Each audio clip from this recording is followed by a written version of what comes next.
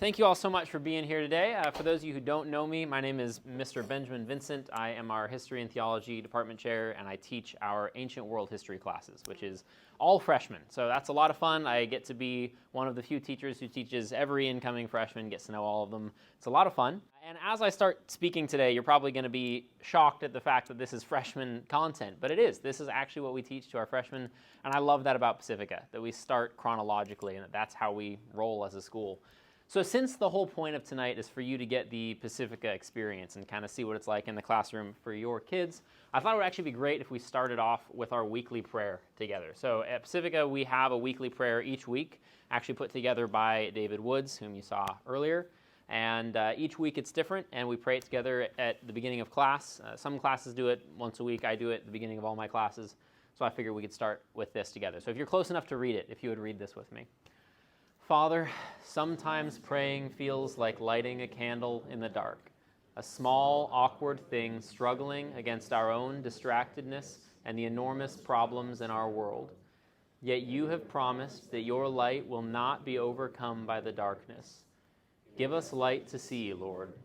Give us prayers that will bring your light to those trapped in darkness.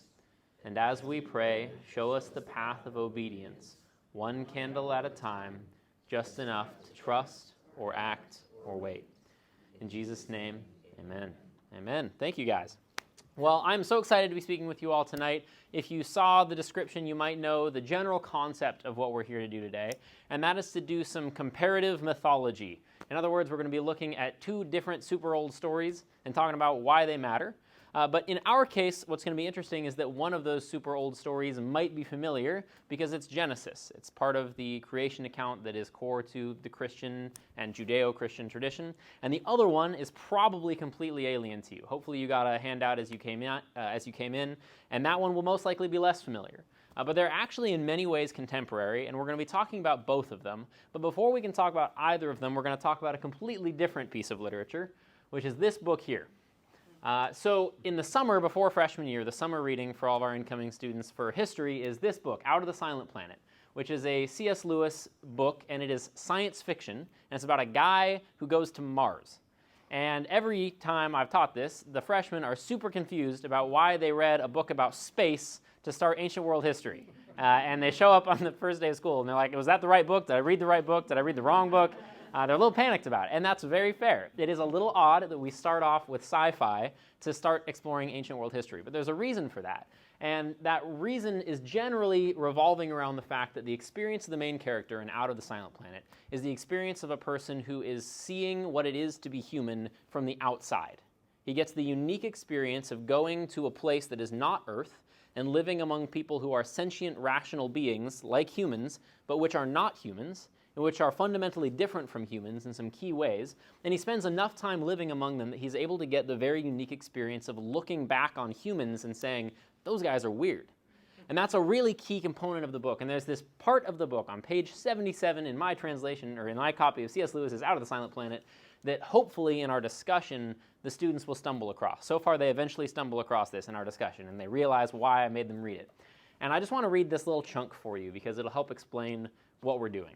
So in this scene, the main character of the book, Ransom, is realizing that the other creatures, these aliens that he's talking to, they're called the Hrosa, are fundamentally, like naturally faithful to each other, and that they don't even understand the concept of adultery. He's saying, like, what happens when somebody cheats? And they're like, when they what? What are you talking about? And it's just so alien to them that they're like, I don't know, why would you do that? That's dumb. And so he has this moment where he's thinking, these guys are weird. They're so funky. These funky little creatures don't cheat on each other, and they don't lie, and they're nice. And then he has a moment when he goes, wait a second. We're the funky little creatures. That sounds a lot more normal, right? And so there's this moment where he says, here was a species naturally continent, naturally monogamous. At last it dawned on him that it was not the Hrosa, but his own species who were the puzzle. How came it that the instincts of the Hrosa so closely resembled the unattained ideals of that far divided species man, whose own instincts were so deplorably different? What was the history of man? And that's the little line that some freshmen will find and go, aha, it's a history class. That's why we read this book. And that's essentially true. That is why we read this book, because of this moment, when what happens here is Ransom notices something about human nature, and it prompts him to ask the question, how did we get here? Like, what is our history that explains this component of what it is to be human? And specifically, what it is that he's noticing is that humans have a gap between our instincts and our ideals. What he's noticing is that by instinct, the Rasa do what we set as our ideal. Instinctively, they are good to one another. Instinctively, they are selfless. Instinctively, they are monogamous. They are continent. And he says those instincts look just like our ideals, which is weird because they're aliens from Mars. So his question is like, why are their instincts the same as our ideals? And perhaps even more strangely, why aren't our instincts our ideals? Why is there this gap? And that's the question that drives the rest of this story, is him trying to understand what is our backstory that will explain this gap, this element of human experience. Now, in the context of the book, it's discovering that there was like a rebellious space angel from Earth who like fought against the other space angels, and the other space angels haven't heard from that space angel in millennia or something. It gets a little wacky. But the question here is the same question for us. Because I'm assuming that if we're honest with ourselves, we can also recognize the strangeness of that part of being human. Why do we have instincts that don't line up with our ideals? And that's a concept that I like to call the instinct-ideal gap. That's a term that I use a lot in my class. It comes up a lot throughout the year. It's really central to my class. I don't think my students know that I totally made it up. Don't tell them. The term is made up, but the concept is everywhere throughout historical literature. This instinct-ideal gap. We're different from what we want to be. What we do naturally doesn't fit what we wish we did. And so I embedded a song in this slide that might be familiar to you guys. I'm just going to have it play a little bit because to me this song is like the exemplary instinct ideal gap song. So if you've ever heard this song, the song's called One Day. And it's one of those songs that's just like, someday the world's going to be great, but right now it stinks, you know, those songs. And so it's this beautiful song. And I love this song because there's this longing all throughout this song of like, man, I really hope that I get to see this day when people just stop killing each other and stop lying to each other and stop cheating on each other and our kids can play together. And that's basically the moral of the song, right? So the thing about this song is that it was written by a human. Shocking, I know.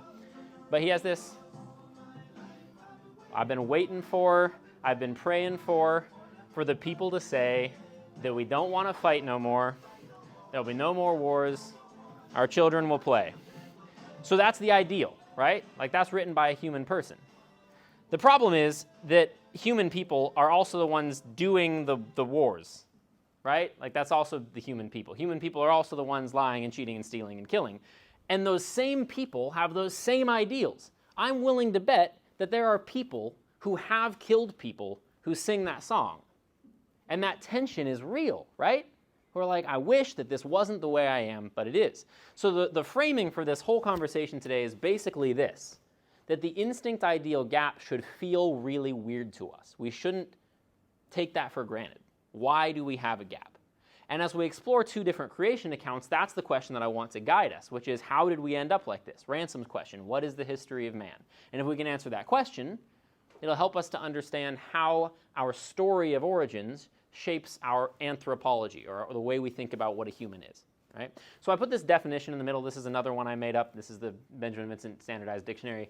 But this is how I explain the instinct-ideal gap, the seemingly unbridgeable gap between noble human goals and desires, which tend to be lofty and positive, like the song, and instinctive human behavior, which tends to be base and self-serving. And there's just this constant gap between the poems and the songs and the like, oh, I wish it was like that, and the way I actually am. Or the example I give my students is New Year's resolutions, right? Like everybody sets New Year's resolutions. Statistically, like 8% of people keep them. I think that's a little optimistic, but you know, everybody has like things about themselves they wish that were better. And that's our starting point. Why do humans wish that humans were different than what humans are? And why do you as an individual wish that you were different than what you are? So that's where we're going to start. That's our starting point. And in order to explore that, I got to teach you one more concept that I made up. And this next one is the mythology worldview feedback loop, which is very simply the relationship between myths and the worldview of the people who tell and hear those myths. So as we study ancient world history, one of the troubling things about it is that it's super ancient, and that means that all we've really got to go on most of the time is mythology. It's old stories that to our modern sensibilities don't count as history. We're like, well, that's clearly not history. I was reading a list of kings, and they all seemed like real kings, and then there was a guy on the list who lived like 3,700 years, and you're like, well, that's clearly nonsense, right? So when you're studying ancient history, you have to let go of the idea that your modern lens of historiography, which is a whole nother topic, is going to fit. It's just not. Okay, for these people, the stories that they're telling have a lot more to do with their understanding of themselves at their core than with like what their actual great-great-grandpa did on a random Tuesday. They're not that interested in that. So the mythology worldview feedback loop is basically the reason it's worth spending time reading myths. The reason is myths have a very clear relationship with worldview and with culture. And the way that it essentially works is that a person tells a story. And the story that that person tells, whether they know it or not, is informed by their pre-existing worldview. What do they think about themselves, about their culture, about their experience? What do they think it is to be human? What do they think the gods are like? And at that level, that's just informed by their experience. They've got a worldview informed by their experience. They tell a story. It's going to contain that worldview, right? But then when they tell that story to other people, it's transmitting that worldview. So the things they believed about themselves and about the gods and about their environment are now included in this story that they tell to other people. And so then those people now also develop similar beliefs, similar worldview, and that sort of reinforces those beliefs. And then when they tell new stories, those new stories continue to contain those elements and amplify those elements. And over time, that develops into a far more cohesive sense of culture.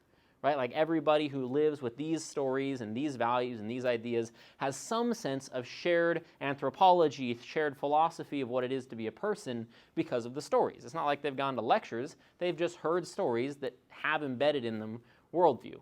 And the reason that's useful to us is that we can work backwards. Right? We can reverse engineer that a little bit. So when we look at a myth, we can say, okay, what worldview would this myth both derive from and also feed back into? Like, what would the people who knew this myth from the time they were children believe about themselves? Either because the myth taught it to them, or because the myth was written by people who already believed that. So that's what we're going to do today. We're going to be looking at two different myths, and I'm going to clarify my use of the word myth in a few minutes. But we're looking at two different myths, and in each of these myths, our question is, what worldview is embedded in this myth? And then our final question is, which of those better explains the history of man? Which of them better explains the instinct-ideal gap? Right. So let's start with that first one, the Enuma Elish. So this is the one that you have on your handout. The Enuma Elish is a Babylonian creation myth. And it actually probably pre-existed the Babylonians. It's written in cuneiform, so this is like the early Babylonians. This isn't like the Nebuchadnezzar Babylonians. This is like the Hammurabi Babylonians, if you know your ancient history. This is actually prior to the Hammurabi Babylonians. So this is super old stuff, right? It's an old creation account from Mesopotamia, and it's one of a series of other related creation accounts with a similar cast of characters, a pantheon of Mesopotamian gods that pop up several different times. So much of what we're going to see here is not unique to this particular myth. There are others with similar elements. One of the most notable ones is going to be Enki and Ninmah, which is another one from this culture. There are several other examples, but I'm using this one because this is the one we actually teach to the freshmen. So you're actually just reading a little section. The freshmen read a bigger chunk of this. They read the whole Enuma Elish, or all of it that we have. It's written on, busted old stone tablets, so there's missing chunks. But they read as much as we've got. But we're just going to read part of Tablet 6 here. Now, in class, this whole section is not taught via lecture. In my actual class, this whole section is taught by the students having read all of the Enuma Elish and read all of Genesis 1 through 3, and then we discuss it. Unfortunately, I wasn't allowed to give you homework, so we're just going to have to make this work. So here's what I'm going to need you guys to do for me. I would love for you guys to popcorn read through this out loud together, which is something I would do as a last case scenario in class if they didn't do their homework. So what you're going to do is, if you can just volunteer to just read out, you don't have to raise your hand or anything, just start reading out a couple lines, stop whenever you want, and then somebody else can jump in and take over from there. We're just going to read this whole page. All right, you don't have to read the little summary at the top, so whoever reads first can start from his heart prompted him. Anybody want to be our first brave soul? His heart prompted. Oh, all right.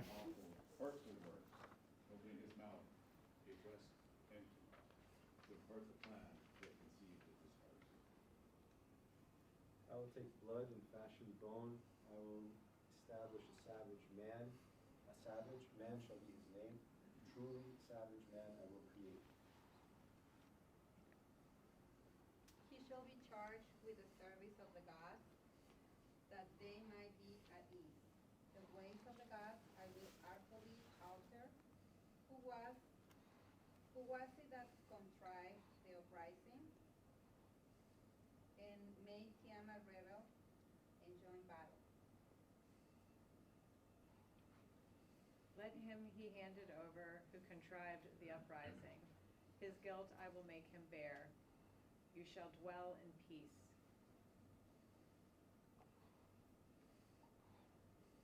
You're all afraid of this one because you see that word that's coming. Because everybody sees that word. I can give you this one. The Igigi, the great gods, replied to him, to Lugal Dimrankia, counselor of the gods, their lord. It was Kingu who contrived the uprising and made Tiamat rebel and join battle. They bound him, holding him before Ea. They imposed on him as his punishment and severed his blood vessels. Out of his blood they fashioned mankind. He imposed on him the service and let free the gods. After Ea, the wise who created mankind had imposed upon them the service of the gods.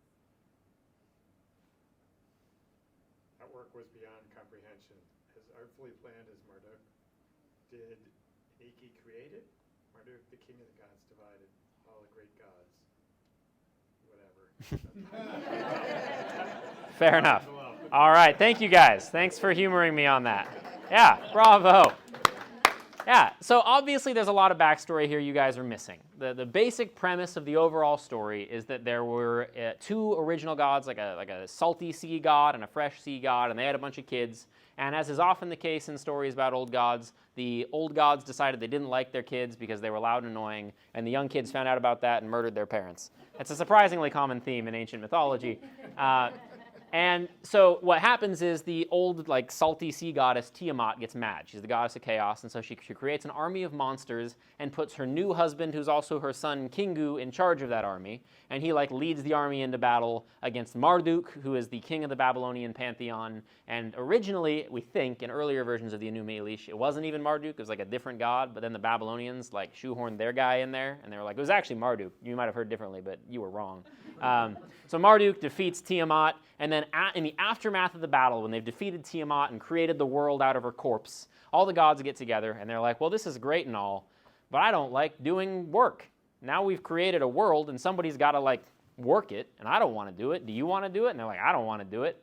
And so now they've got a problem. They made a world out of Tiamat's body, but they don't want to do the labor involved in running the world. So one of them comes up with a bright idea. And the idea he comes up with is to establish a savage man. A savage man he will create. Makes it very clear the man is savage. They really want you to know that. So a savage man is created, and what's the purpose? He shall be charged with the service of the gods that they might be at ease. So in other words, why are they making humans? They're making humans because they don't want to do the dirty work, and they want the humans to do the dirty work. There's another, like I said, Enki and Ninmah, a related myth, uses the word drudgery a bunch of times. And it's just we don't want to do all this drudgery. We need someone else to do the drudgery. Let's make someone to do the drudgery. So that's what they make people to do. They also make people in a very interesting way. They make them out of the blood and bone of Kingu, who was the evil god, the rebellious god. So they take the bad god, and as punishment, they make slaves out of his body so that these slaves can do their dirty work, right? Do the drudgery. And that's how you end up with people. So we're going to come back to that. It's a bummer of a story. We can just acknowledge, well, that's a bummer, okay?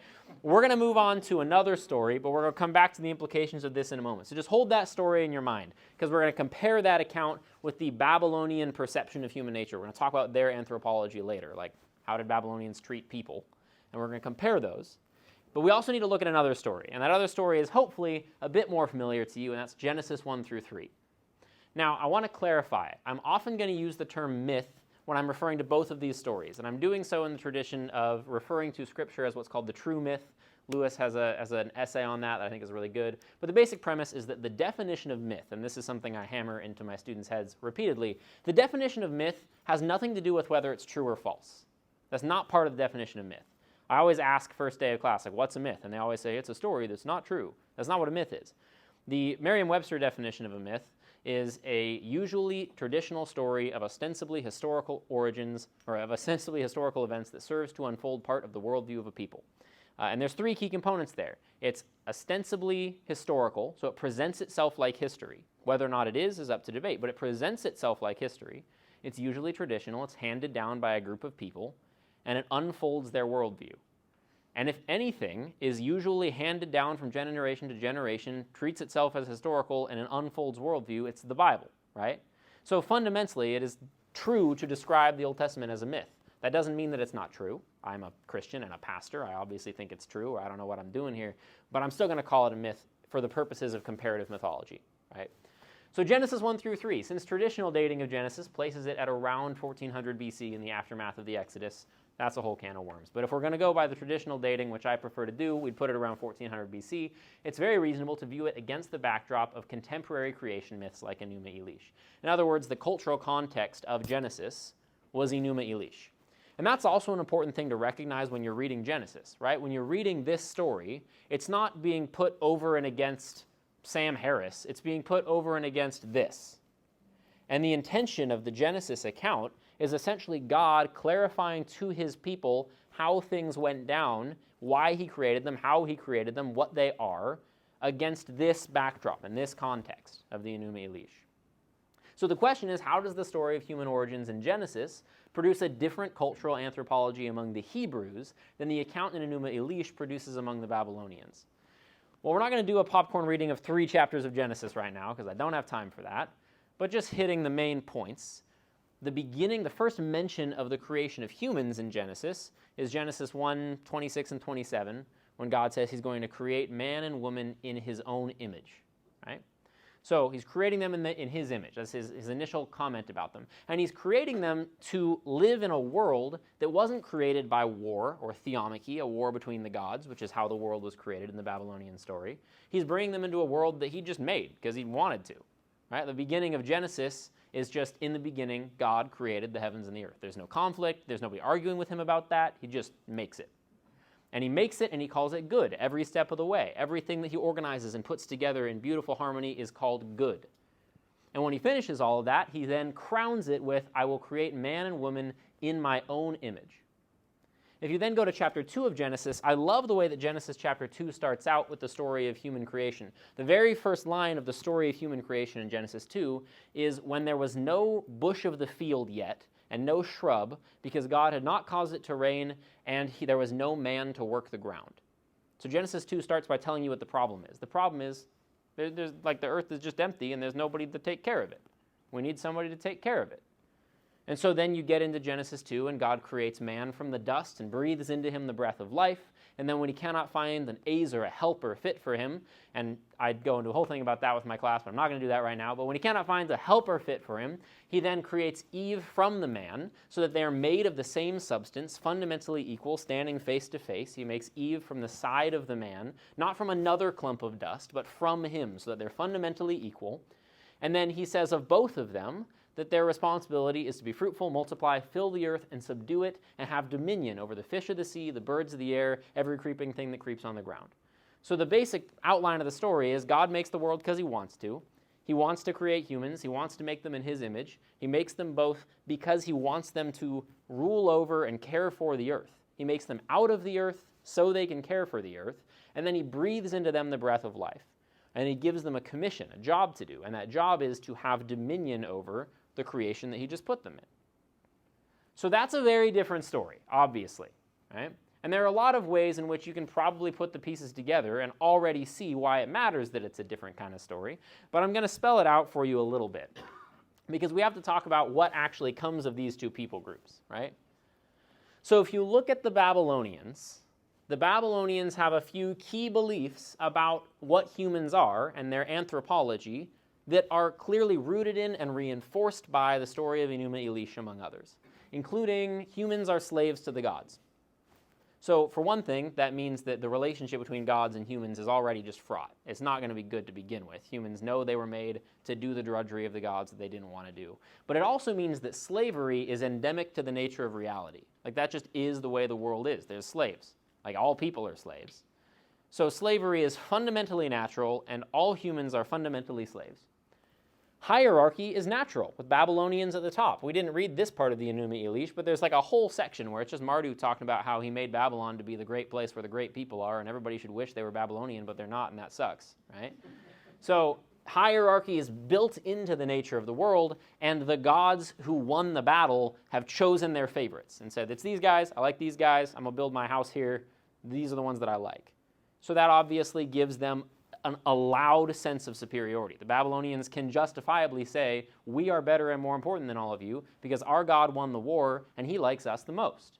So like, what are you going to do about it? War is natural.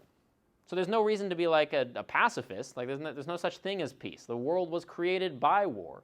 So yeah, the Babylonians have a reputation for conquering people for a good reason. They're like, what else would we do? That's what you do. Humans and gods are made of the same material, but humans are made from an evil/rebel god. I think this one is very interesting. Because in the Genesis story, humans aren't made from a god. They're not made of like god stuff. But in the Enuma Elish story, they're made from the god stuff of a bad god. So what's interesting about that is it lowers the gods. It brings the gods closer to people. The religion of the Babylonians is what we would call anthropomorphic polytheism, which means that the gods are primarily depicted as like people, just supercharged people. We have a whole discussion about that when we read Gilgamesh, because Gilgamesh is described as 2/3 a god and 1/3 a man. And for a guy who's 2/3 god, he really stinks. So you're like, if that's what 2/3 god looks like, 3/3 god probably isn't that much better, and it's not, right? So humans are made of the gods, which brings the gods lower, but humans aren't made from like a good god. They're made from a guy who was bad as punishment. And it's interesting because culturally, what the Babylonians typically would do is if they conquered a people group, they would take the people as slaves. You lost, you're a slave now, right? And they can justify that because what did the gods do? They defeated Kingu, and then they literally made slaves out of him. They like took his body and turned it into slaves. So that's the fate of the one who loses. You become slaves, right? And then lastly, the bolden part here is no explanation for instinct-ideal gap. Why do I say that? I say that because what's the very first thing that's said about people? The very first words about humanity in the Enuma Elish are, I will establish a savage. Man shall be his name. Truly a savage man shall I create. The term savage here has the implication of like a beast, right? Just like an animal. So in the fundamental nature of people, they're savages, they're beasts. So why would they want to be anything other than that? Why would they have any desire to like write songs about one day? They would just be savages, and they would do savage things, and they would be savage to each other, and that's just what they are. So that explains the instincts, sure, but it doesn't explain the ideals. Why would you want to be anything other than the only thing you've ever been, right? We're going to talk about that a little more in a moment, but compare that to the Hebrew anthropology, right? In the Hebrew story, humans are viceroys to God. That means like sub-rulers under God. So God didn't create them to do the drudgery. He created them, yes, to work and care for the land, but in the role of stewards with authority and with the ability to make choices in their role as having dominion over creation, right? So men and women are created from the dust to care for the earth. There's a fundamental relationship between people and earth, people and creation, but it's a relationship of responsibility and dominion. It's not a relationship of like slave labor on someone else's farm. It's like, this is the land you've been given. Take care of it, right? So humans as viceroys to God, sub-rulers under the top dog, and then hierarchy is a consequence of the fall and a symptom of sin. The first mention of hierarchy is after they eat the fruit, and the Lord says to Eve, part of the consequence of the fall is that your desire will be for your husband, and he will rule over you. Not that that's what's supposed to happen, but that it's what ends up happening in a world that is now tainted by the instinct-ideal gap, by evil, right? Conflict and war also begin after the fall, which implies they might have an expiration date. You don't get any conflicts until they eat the fruit, and then the very next chapter is murder. This one, there's murder before there's even people, right? In this one, you don't get to killing, you don't get to conflict until afterward, and God takes it very seriously. One thing we emphasize with our students here in freshman year is that the story of the flood in Genesis 6-9 seems primarily to be a response not to just people being bad, but to violence in particular. God is troubled by the fact that humans are spilling each other's blood every day on the earth that they were told to take care of. And he says, enough with that. right? So this conflict, this war is unnatural deeply in the Genesis account. And then this piece, humans are made from the dust in the image of God. I love this because we're not created from like the material of God. We're not bringing God down that low. We're not going to act like God is just like us, but like bigger and better. He's not. He is fundamentally different from what we are. We have more materially in common with the rest of creation, with the earth from which we were brought out. But that being said, we are made in the image of God, and it is God who breathes the breath of life into us. So there is still a unity of the material and the divine in humans, but not in a way that brings God down. It's in a way that raises us up without needing to bring God down. Because it doesn't imply that we're made of him, but it does imply that he is masterful enough in his creation that he can make out of dust someone who bears his image. And there are a lot of implications of that. But at the very least, it means that we have some fundamental thing in common with God, even though we're made from creation and we are created beings. And the conclusion of all of that is that the instinct-ideal gap is explained by the fall. Because in the Genesis account, you have a before and an after. Humans exist for a time in a place of complete blessedness and goodness, in which God has simply said, it is very good. He has blessed them to be together. He has told them to be fruitful and multiply and fill the earth and subdue it. That time exists in our history. It's part of the history of man. And presumably is the starting point of our ideals. But then there's a change in the story. You get to chapter 3, humans choose to go their own way, do their own thing. There's the curse that comes from the fall. Humans are driven out of the garden, and now humans are bent, in the words of Out of the Silent Planet. They have a brokenness to them, and that bentness to humans immediately starts manifesting and spreading throughout the world. You get Cain and Abel, you get the flood, it just falls apart like that. But there's still a before. Like there was a before, and the people seem a little bit aware of it. And the cool thing about there having been a before is that it implies there might still be an after. Like maybe it's possible to get back there. I don't know how, but like maybe we could, right? So to kind of tie these pieces together, the fundamental issue here is whether these two stories are consistent with what we actually experience as human people. Now, I'm not telling you that because I'm worried that a bunch of you were Babylonian before. I don't think that you guys were going around believing the Enuma Elish. That's not my concern. But what I want you to notice is a few key things. First, I want you to notice just how much impact our story of our history has on what we think we are. Because the Babylonian people were a people characterized by war and enslavement and incredibly low self-esteem, except insofar as they were the special ones chosen by Marduk. And they held really tight onto that because it's just about all they had, right? Like if you look at the culture and the history of the Babylonians, it was like they were desperate to show that they deserved that special place that Marduk gave them by beating everybody else in war, just like Marduk did. And so because of that, war is natural, slavery is natural, there's no reason to expect anything different. That's fair, right? You can't blame them for that. If that's the story with which they've been raised, then it makes no sense that they would have any opposition to war or slavery. Except the problem is, some people did, and do, and always have.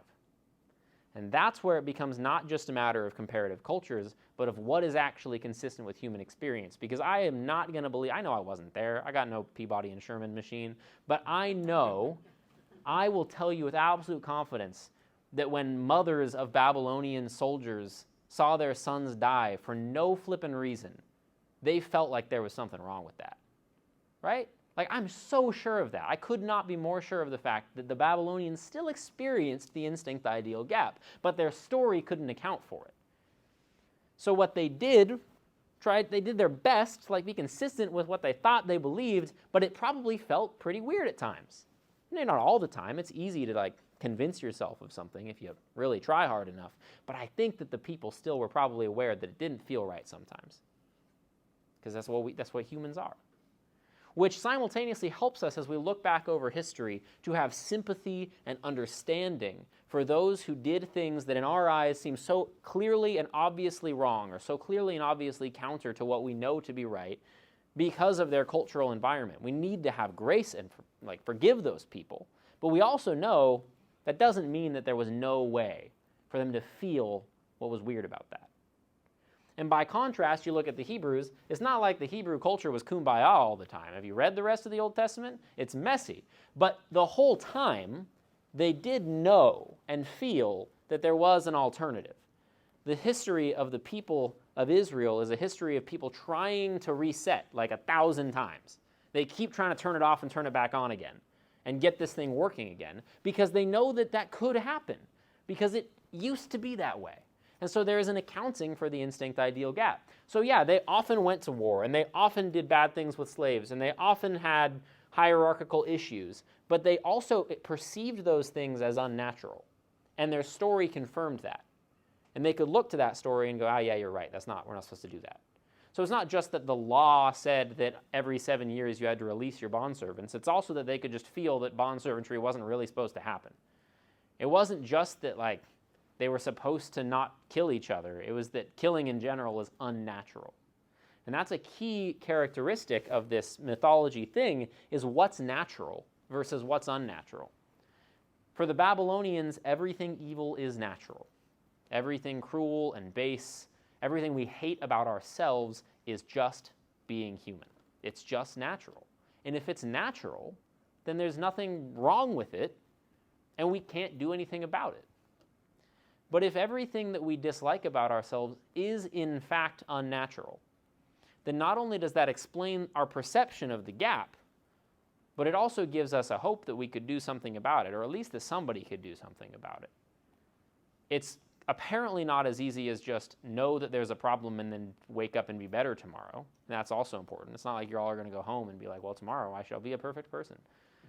But it does mean that there should theoretically somewhere out there in the cosmic history of humanity be a solution to this large-scale problem where everything evil has unnaturally become instinctual to us. It shouldn't be, but it is. That's what it is.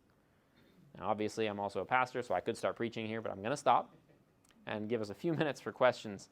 But I hope that, wrapping that up, I hope what you guys can see here is fairly simple. When you reverse engineer mythology worldview feedback loop from stories to the people who believed them, it becomes abundantly clear that what we believe we are is very rooted in where we believe we came from. And at one level, that gives us understanding and sympathy for those whose conduct appalls us because they were told a story that was a lie. But it also should tell us that it really matters to know a story that's true. And if you do, and if I'm right, and I sure as heck hope I am, that the true story is the good one here and not the Enuma Elish one, then being human is a confusing, complicated, and frustrating thing. But it's a thing with hope. I'm not a savage. I'm not a truly savage man. I am created in the image of God, and I was once good. And this gap in me is a reminder of that. It's not just a constant hopeless sense of guess I'll never do my New Year's resolutions. And I guess that's where I'm going to end it. So thank you guys so much.